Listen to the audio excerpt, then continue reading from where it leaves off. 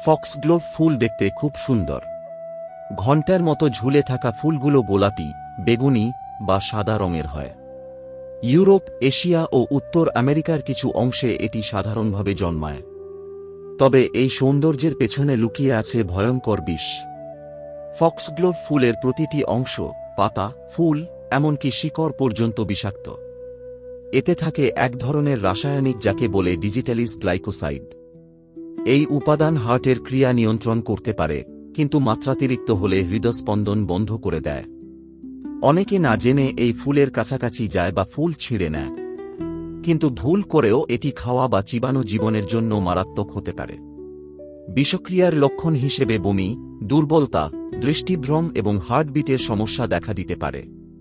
যদিও ওষুধ প্রস্তুতিতে এই ফুল থেকে উপাদান নেওয়া হয়, কিন্তু তা শুধুমাত্র বিশেষজ্ঞদের নিয়ন্ত্রণে। প্রকৃতিতে এই ফুল এক ভয়ঙ্কর সৌন্দর্য, যে দেখতে মনোহর কিন্তু ছুঁলে বিপদ।